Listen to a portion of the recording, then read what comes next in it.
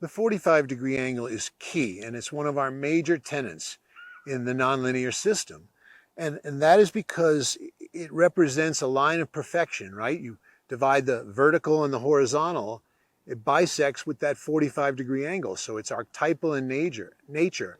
And it is so important to the system because with my beginners, if I can just get them to line up their body, I just have them straddle this 45 and reach out, we can get rallies going within the first 5 minutes of any lesson. Same with the backhand.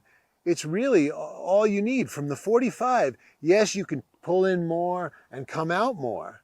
But just by reaching out to the 45, if you remember John McEnroe, he used to just go like this a lot. He'd jump at the 45 and he wouldn't have much of a backswing at all. But he was locked into that 45-degree angle. So it's a very important thing. And not only is it the optimal contact point, it's also your optical vision point, your depth perception is much better when your body is lined up like this, like a sharpshooter, right? You're like a sharpshooter with one eye closer to the target than the other. They triangulate, and in doing so, it gives you much better depth perception. You become the predator, as opposed to facing the net, where you're the prey, like a mouse or a deer in the headlights, or if you turn to the side, you're really only looking at the ball with one eye. So this 45-degree angle is truly perfect in nature. And you see it in every sport. When you see a golfer put the ball down to take a drive, it's not in between his legs. It's always at that 45-degree angle. If you see a baseball player in slow motion, the way they lock their leg at contact and make contact with the ball, you can see it's connected. It's right there at the 45-degree angle.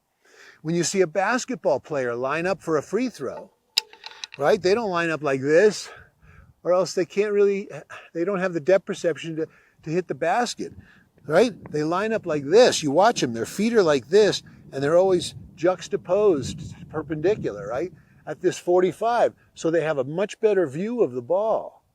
So the 45 is really archetypal, and it's a big tenet in our system, and if you can stay disciplined at the 45-degree angle, you'll have incredible success, playing pretty much every day. Usually when you're off or you're hitting in the net, you're above the 45. That's why I say don't pass it, right? Get out to it. And if you have to be like Nadal and come up like this, fine.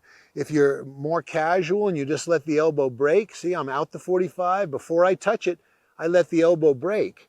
But you don't go through the 45. That's when you hit the ball fat and dump it in the net and you have no feel.